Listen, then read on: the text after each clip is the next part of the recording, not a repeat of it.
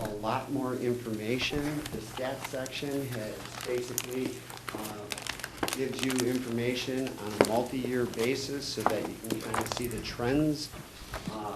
And a lot of people find this much more informative and beneficial to see the financial position and where the city has been and perhaps where the city is going. It is the city's first submission, so it'll be scrutinized by the Government Finance Officers Association. We think we have a report that will earn that certificate. One of the biggest changes we made is to move the library, had been reported as a fund for many years here. Government Accounting Standards Board Statement number 61 instructed us to move that as a discretely presented component unit. So when we look at the financial statements and the total columns, we won't include the library anymore. They have their own section in the report. They have their own column in the report. And the reason for that is the extent of control that this council has over the library. In essence, you approve their budget and their tax levy, and they spend their money pretty much as they see fit. However, you have enough control over them by virtue of appointing their board that you could exert control if you chose by removing and reappointing other board members, but not on a day-to-day basis. Therefore, we moved that out. That's something that we did with most of our clients about eight years ago or so, when that statement came out. We also took a look at the revenue recognition for primarily property taxes, but others, and moved the city more in line with what other jurisdictions in the area are doing for that. These required prior period adjustments. And one of the biggest prior period adjustments we made was also to implement a new accounting standard, again by the Government Accounting Standards Board number 75, 92 by the way. That had us, the city hired an actuary to determine what the other post-employment benefits as a liability would be, and that was entered into the books and records of the city as well. I'd be happy to answer any questions you might have about the product you have before you. Alderman Allen? With this rating that we have now, would that help our rating, get that AAA back up? It's gotta help because it's showing that you operating your business in a good, so. We are told by GFOA that the rating agencies, particularly Moody's and Standard & Poor's and Fitch, love to see comprehensive reports because it answers a lot of their checklist questions without them having to call and ask the questions. All that stats in the back gives them a lot of information about the history and et cetera. So yes, we're told that while we can't guarantee. I was just gonna ask you. There are no guarantees. I can't tell you that, yep, you'll move up a notch just because of this, but it's a feather in your cap, and it leads them to see that the city has good management or better, and is willing to give more information. Because when you giving money like that, you know, certain artists or certain businesses, they will recognize, because they know that you did a thorough background. So that's what I'm saying about your company. If they look at your company as a good thorough, and they're going through, they know they ought to go back and check so much things because they know you did a check and balance with most of it. That's what I'm saying about you do quality work on that part. That makes a difference. Anytime you're going out to get businesses or get loans, they always want to make sure. Absolutely. I just want to ask that question. But, Dale, we're going to keep an eye on it. Pardon me? We keep an eye on that AAA. I am. Okay, you did, oh, you did. Oh, I did, yes. Okay, thank you. Any more questions? That makes a difference in your money. Get your money, you don't go borrow money. Anyone? It does. Okay, oh, Mr. Treasurer. Can you talk about post-employment employment benefits and the effect that it has on the city long-term and short-term? Absolutely. So in the financial statements themselves, we have added a note.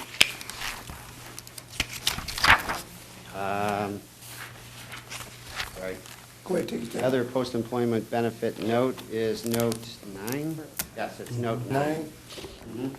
It begins on page 42, goes to page 43, 44, and 45. And in essence, what this represents is the future liability on an actuarial basis, so present value this, of people staying on the village, city's insurance after they retire.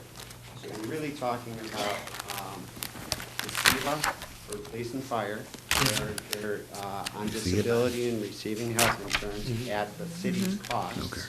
Or other retirees that choose to stay on, either because the rates might be less expensive, or they're used to the insurance, whatever the case may be, but they would be reimbursing the city for the most part 100% of the rates. That said, generally speaking, retirees have more health insurance claims than the younger employees. So your rates, by keeping former employees on, which you're obligated to do under state law, because you're an IMRF employer, you need to allow people to stay on as long as they want. Mostly people get off at Medicare age. But as an IMRF employer, it's the state law to allow them to stay on should they choose. You're allowed to charge them 102% of the rate that you're being charged for insurance. The 2% being an administrative charge. So them staying on brings the rates up for everybody a little bit incrementally perhaps, and therefore that impacts that $5.4 million liability that we reported this year. Anyone else? Hearing none, thank you, Mr. Byrd. Thank you. Be happy to answer any questions you might have if they come to you later. Daniela knows how to get a hold of me. Thank you for your time. Thank you, sir. Item 2, discussion of the enterprise update.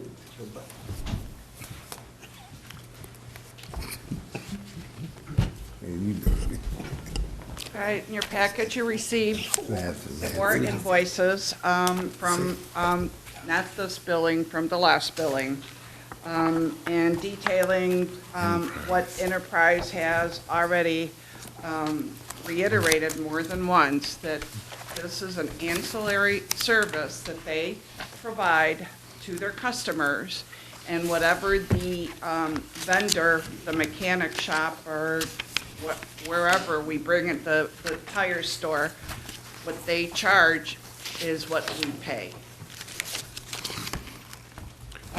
Included also, as you recall, Alderman January had asked for information regarding the fuel contamination that happened back in late May.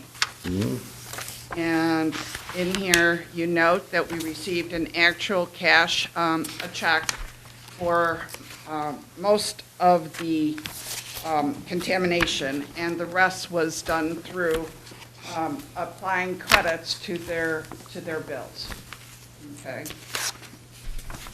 So everything has been 100% reimbursed. Questions? None? Thank you, Danielle. Thank you. With that, I'd like to entertain a motion to adjourn the Finance Audit Committee meeting. So move. Second. Been moved in second. All in favor? Aye. All opposed? Ayes have it. Meeting adjourned. Okay. I'd like to open up the Economic Development Planning and Zoning Committee meeting. Roll call. Alderman Fisher. Present. Alderman Mayfield. Present. Alderman Evans. Here. Alderman Allen. Here. Alderman Markham. Present. Alderman Runnels. Here. Alderman January. Got 3 items on the agenda. Discussion of 2020 CDGB program funding, public service. Discussion of 1412 Lincoln Street, sale of surplus property and pending matter. Good evening, everyone. What we have here for you tonight, in your memo, it's explained, every year the city gets an annual allocation of CBDG, or Community Development Block Grant funds. As such, we are responsible in parting ways with this money in for different programming. One such program is for public services. This generally is related to things such as food banks, social service agencies, and the like. This year, we have approximately, we're estimating about $39,500 that will be allocated to us. And so what we did was we convened our CBDG CAC, our Citizens Advisory Committee, and they had went through an analysis that was provided to us by Lake County staff. As you remember, Lake County does assist the city in administering our CBDG program. They used a points-based program to essentially screen all the different applicants to see which was the most likely to do the best amount of work with that funding and who had the abilities to manage it appropriately. They came in initially with, I believe it was seven different groups who they named as qualified recipients for the funding with their own suggestions as far as those allocations. After council with the CBDG CAC, it was determined that only 6 of the 7 should be moving forward with funding. Essentially, we saw that there was duplicative services being provided by 2 of the entities, namely Youth Build Lake County and YCC, otherwise known as Youth Conservation Corps. Be it that Youth Build Lake County is based in North Chicago and had a higher score than YCC, it seemed that it would be more appropriate to allocate additional funds to them rather than split it between 2 different programs, so we get the biggest bang for our buck. Essentially, once you spread the money thin, it tends to go to administrative things that you don't get as much bang for your buck here. So essentially what the recommendation came forward was that Youth Build would receive $11,500. They initially requested $25,000. Casa Lake County, they would be receiving $6,000. They requested $20,000. PADS, they would be receiving $6,000. They requested $10,000. Northern Illinois Food Bank requested $5,000. They would receive $5,000. And Zacharias Sexual Abuse Center receiving $5,000 with a request of $10,000 initially. One placeholder that we always have to do on an annual basis is we work with various state legal services to assist us with fair housing related matters. And so there's a $6,000 set aside that they were part of the scoring process. So that's what we have forward to you. We would see if you have any questions or concerns. I'll try to answer those questions. And then also I wanted to point out, as we have done in past years, this is an estimate. We don't know the exact dollar amount. We're hoping something slightly higher than this would come in. And so if we move forward with these suggested figures, it would be pro rata, so that if the number does go up, it would be adjusted accordingly. Any question? So you would divide between those 6? Correct. Yeah, okay. Any more questions? Okay, let's move to the next one. Victor? All right, good evening.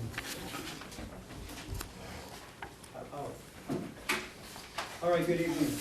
Good evening. 1412 Lincoln Avenue. This is a property that we recently purchased from First Midwest Bank for $13,000. Staff is seeking the committee's permission to dispose of this property via the auction method. In your package, I've provided you a tentative schedule for the property's disposal. Some of it is pursuant to the city's adopted ordinance. If you'd like, I can go by the bullet points that I put together. Is that all right? Yeah, do that. All right. Number 1, notice of public sale. Notice of public sale will run in the new sun. The run dates at this time are March 2nd, March 9th, March 16th. The property will be posted with a for sale sign and information box by February 28th at the latest. The notice of public sale will be posted on the city's website and Facebook page by February 28th at the latest.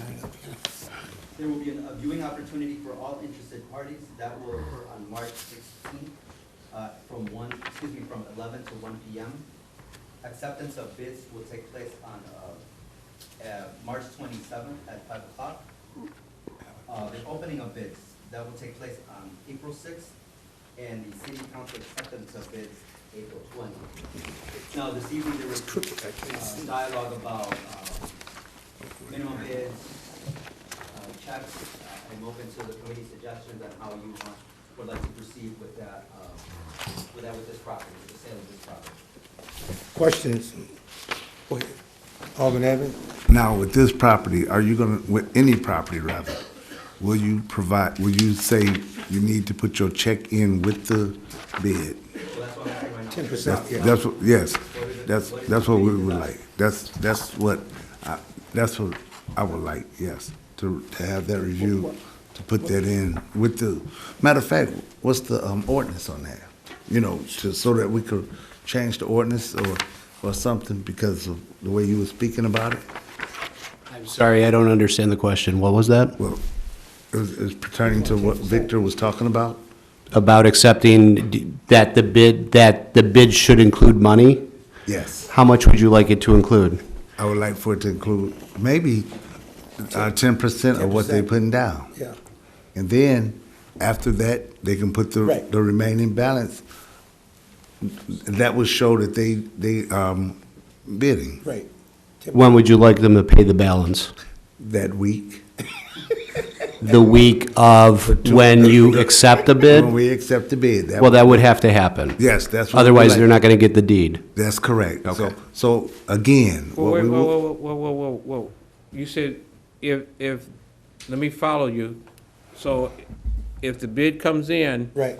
and it's gotta be 10% 10%. down, 10%. correct. And you said you need the remainder of the money by the end of the week? By the next council. Probably 30 days. No, because you have to at least give them a chance to, just like we did tonight. Okay, that's what I'm talking about, whatever date. After tonight, I mean, after it's been okayed through city 30 council, days. so they can Right. sign off on it. 30 days then. Typically, what you would require is the balance due at the signing of the contract. Signing of the contract, exactly. That's the normal way you do real estate transactions. Okay? And So- what is- Well, hold on, But that's hold on, after hold on. council Hold on, Okay. hold on. okays it. Okay, let me See, understand. what I'm trying to do is understand this. I'm not the attorney sitting here, and you can see to me you got an attitude because I'm asking questions about it. I'm answering your No, questions. you trying to Answer answer. your question, Alderman. Let's No, just- but it let's- seems let's as move though he got forward. attitude. Let's move forward. But no, because he works for us. No, I don't work for works him. He for us, works for but us. he's answering But your he's sitting here with question. attitude. I don't care. Ain't nobody got to take no attitude because somebody got Alderman, attitude let's the way just stuff move is. Okay. Forward. Okay. That's what the problem is right now. You allowing this stuff to happen in our city for no reason. Because you want to sit up there because you pissed off. I don't care. Alderman. Okay. Move. All right, let's move forward. Please. Okay, let's just, so now you were saying is that you want to do the 10% down. All we ask is put 10% down on And the then- bid. Don't just put bid up in the thing. That would show that we got good faith in the person. Okay. They would have to put 10% down. And then now you saying you're going to do the closing on. Well, the I mean, attorney just, said- once you get the bid and you get to 10%, Okay, council has to approve it, right. just like tonight, you approved it. And then, once they sign, because they've accepted it, that's when they have to put the balance. And that signing should be within that week of, after Okay, so in a week. after council. Okay, that'd be, That, basically, okay. As I would suggest, the balance would be due at the signing of the contract, which would happen within the week after city council approves whatever bid. let's say, to be fair, give them a date, 10 days of signing, within 10 days of signing. What are you thinking, Victor? It's 10 days, 10 days of, after council approval. That fair? Would that, Okay, but then, right, okay, 10 days. so we all on the same page now, we because got if it. there's a holiday or something falls in, we got 10 days after council approval, that signing should take place. Any more questions? Point of clarity. Right. 10 business days or 10 calendar? Working days, Should be Working business day. days. working Business days, day. Yes, business. Because you don't, yeah. business days. You said if somebody might be holiday, we don't want it. So 10 business day. All right, so this is what I heard. Okay. I heard 10% of, there should be money provided, 10%. On the bid. Highest bid. Right, Bids will be accepted until April 27th at 5 PM. okay, The balance needs to be provided 10 business days after April 20th, according to this tentative schedule. No, let's just put it 10 days after Sign. council Approved. has approved it. Approved. Yeah, okay. I'm shooting for April 20th as the That's fine. Okay, something happened. right. But you don't want to come back, Victor, though, I just want to make sure of one thing. Every bid should include 10% of the bid amount. Right, every bid. Every From bid, here not on just out. the high bid. I'm sorry. Thank you for the clarification. Yes.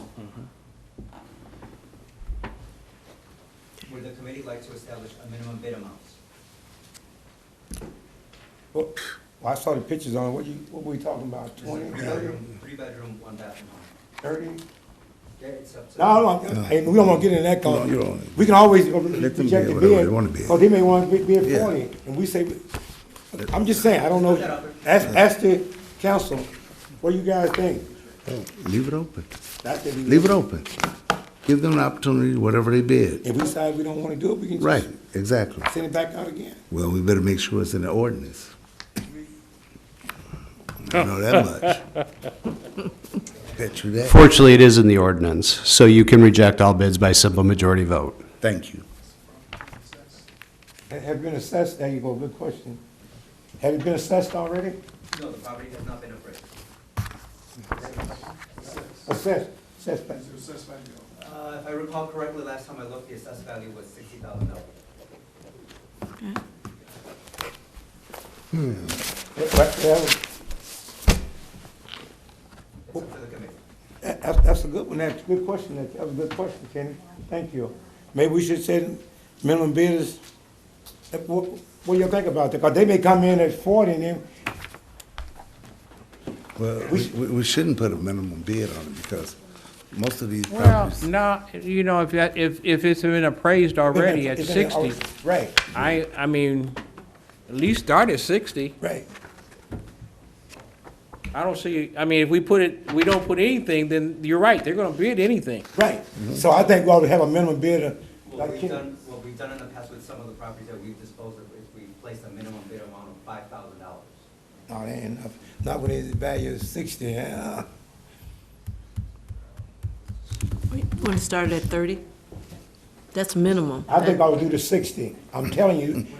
You already did the, Yeah, you already did the, EVA on it already, right? yeah, 60,000, but Yeah. I don't know that we want to start that as the minimum. That's what it's worth. But that doesn't mean we want to start bidding at 60. That we're talking the minimum bid. Keep in mind, that's what it's worth for taxation purposes. Well, that's all we got. That's what they all go on, taxation. But anyway, it's up to the city council, what you guys wanna do? I said, my thing is leave it open. I mean, we ain't in the real estate. We just trying to get rid of some of the property that we have. Am I correct? Or are we trying to be realtors? Well, I say let's go 50. I mean, I think we also had just to show you an example, we bidded out a property on Seymour in the 1800 block, and Victor started off with 5,000 on that brick home, correct? That's true, but like I said, I'm open to whatever the committee wants to do. Yeah, so you're open to what the committee want to do. If the committee want to start off with 5,000, 10,000, I guess. But like I said, It's- We're having this discussion. Well, we're having a discussion right we're now. having a discussion. Fine. I mean, I c- understand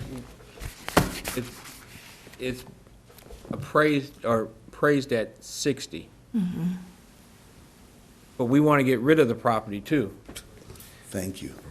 You know, where Bonnie came in as, 30, 35 would be a good start. I mean, if anybody's seen the property, I mean, it's a good, nice home. It's a nice home. It's a Yeah. nice home. I see the picture, I saw the picture just Yeah, now. it's a nice home. It's right there off of the alley, off of, by Lincoln and with the church, with the parking lot. Right. Yeah. It's the next house, across from the alley. Let's Right go on the 40 alley. then. Let's go even out 40.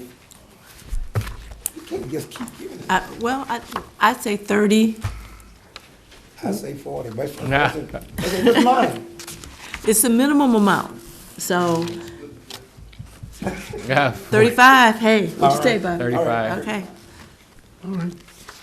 All right, thanks. You got it all? Minimum bid amount on 35? 35. Unless somebody else wants to throw out a different number. Well, Evan may want to pay you 60 for it. There you go.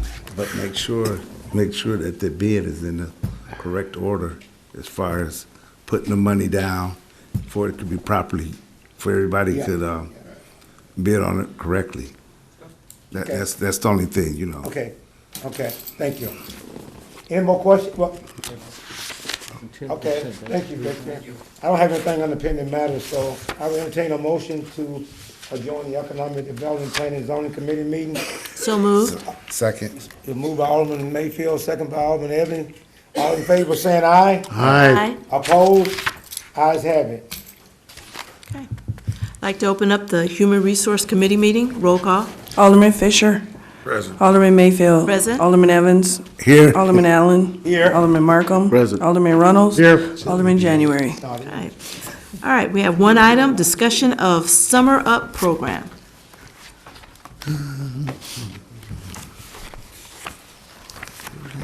Hi, good evening. What I'm Good evening. presenting before you is proposal for student worker program. As you know, every summer, we take in about 20 students from Chicago in collaboration with the county and Abbott. We provide them purposeful work opportunities Monday through Thursday, and then on Fridays, we give them some professional development classes, seminars, and field trips. Those are funded by Abbott. The Staines Family Foundation also helps us in paying for the student who are on the Health Care Pathways program who work in the fire department.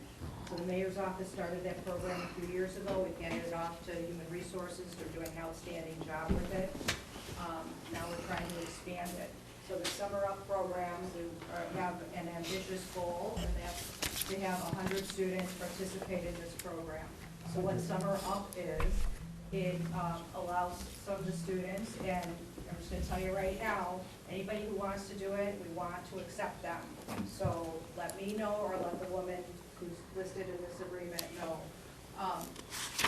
This program would allow students to take summer courses at a university. So they tested this for a couple of years, and they do the healthcare pathways. So some of them went into nursing, the engineering pathway, some of them went into engineering. We're expanding this. There's a PowerPoint in there that tells you what they did and when they did it and what schools they went to. Some of them went to the Milwaukee School of Engineering. Some of them went to Augustana College. So basically, in a nutshell, there are two agreements in here. One of them is a grant agreement from the State Family Foundation. They're granting the city $80,000. $60,000 would go to pay the independent contractor who will run this program. She's already run the pilot program, so she's well versed in it. $20,000 goes to pay for the transportation and any sort of incidental costs that these students would have. The tuition for the students who are going to college in the summer is paid directly by the Staines Family Foundation. So there are two agreements in here. One is the Staines Family Foundation grant agreement, and it basically just goes through what I told you in more legal terms. Yeah, in detail. And then there's the independent contractor agreement, which is between the city and Elon Carter, who has run this program before. And just so you know, she will be at the Forecast North Chicago event on Friday, February 28th. And so I would love to introduce her to all of you so you can meet her in person. So I guess any questions that you Questions? Just got one. Yes. Alderman Allen? Just hypothetical question. Just like Darrell King went through the program and he worked summer jobs and stuff and came through and got hired through the city. Are we keeping in touch with some of the students that's going off and in the 4 years they can come back and they're back with the city council and let them know how, what they started doing, probably motivate other kids, have them come. I'm just thinking, we'll talk about doing something like that. So we try to keep in touch with the students for two reasons. That we keep in touch with them. Right. And have an idea of what they're doing. Right. And have an idea of how we impacted their lives. Right. We put that in our Newsletter. grant Yeah. documents, and that's better for us for grant funding because we can show a measurable outcome that we really had. an Yeah, that's how impact you on them. measure. Yeah. The second thing is that we did have, we do have some of the student workers that come in and they've asked for guidance and interviews. We had one that bought a car and thought she got ripped off, and so we helped her out with that. They just come in and ask for help every now and then, and for a while there, Amy was driving one of them to school with a broken arm, so, yeah, we have kept in touch with them. Okay, I just As best as wanted, we could. Yeah. okay, Additional questions? thank you. I want to say one thing. Alderman Evans. Deb, one thing I could say is that I know you've been working with this Stain Foundation group, and I know you worked with them last year with the students and everything, and I want to say, keep up the good job. 'Cause it's great to bring in 100 Right. students throughout the city to go to work, so That's good. just keep it up. Yeah, it is. Any other questions? Deb, I just want to say, this is another fantastic program that you have pulled together. You have been doing groundbreaking things in this city with our youth. And like Alderman Evans, I want to say fantastic job and thank you. And Liz Black has also done a good job too. Thank you so much. Okay. I'd like to entertain a motion to adjourn Human Resource. Second. Moved and second. Questions? Roll call. Alderman Fisher. All right. Alderman Mayfield. Aye. Alderman Evans. Yeah, aye. Alderman Allen. Aye. Alderman Markham. Aye. Alderman Runnels. Aye. Alderman January. Okay. Human Resource Committee meeting adjourned. All righty, I'd like to open up the Public Works Committee meeting. Roll call. Alderman Fisher. Present. Alderman Mayfield. Present. Alderman Evans. Here. Alderman Allen. Here. Alderman Markham. Present. Alderman Runnels. Here. Alderman January. We have one item on the agenda, the discussion of 2020 motor fuel tax program. We have still Steve, the city engineer. Good evening, everyone. Good evening. In front of you, you should have a series of exhibits, basically three different projects that we are combining for this year's MFTO project. The first segment is Adams Avenue from 10th Street all the way down to 14th Street. That road will be a complete grind and overlay with new surface, crosswalks, markings and everything else. That, in the center of that project is the middle school over there. So that ranks very high on our list. The second project in your list is Glendale Avenue, which is behind Rosalind Franklin University. It's a road that the city actually acquired when Rosalind Franklin University was annexed into the city. Unfortunately, it's on the backside of the property, and then when you annex the property, you actually go to the far side of the road, which means you take over maintenance and jurisdiction on that segment of roadway. All the roads in that region have all been resurfaced and rebuilt within the last 2 or 3 years, along with the water system. The city segment is the last one there. The main reason that we're looking to do Glendale this year is literally the very last project that you have is in front of you is the Naval Station Great Lakes parking lots. Metro has approached the city and asked, as you heard earlier, that the staff is working with Metro for funding at the downtown train station. Well, it turns out Metro has asked the city if they would take care of the maintenance on this lot, and they would be reimbursed by Metro. When I say maintenance of the lot, they mean to actually pay it. They asked if we can include it in this year's MFT road program. The city's a little bit more nimble than Metro, and is able to program and actually get work done quicker than Metro, so they reached out to us and asked. If you guys are agreeable to all those different segments, and really the Glendale segment is why we're kind of lumping it in, because the Metro parking lots are all over the street. So trying to get economy of scale and keep things as close together as possible. Do you have a time frame for these projects? The goal is to turn around, if you guys are good with these projects, I'll bring the MFT documents to the next council meeting, which will be the first meeting in March, for authorization to move forward. And the goal would be to have it out to bid by, I'm gonna say end of April, and hopefully start work right after 4th of July.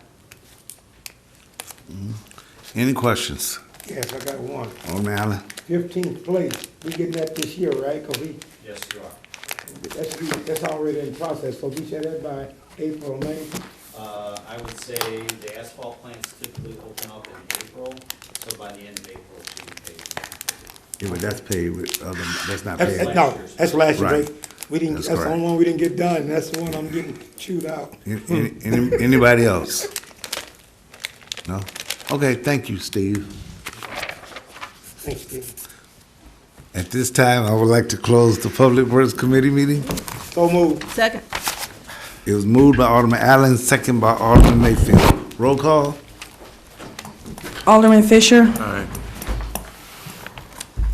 Alderman Fisher. He said aye. Oh, sorry. Alderman Mayfield. Aye. Alderman Evans. Aye. Alderman Allen. Aye. Alderman Markham. Aye. Alderman Runnels. Aye. Alderman January. Meeting adjourned.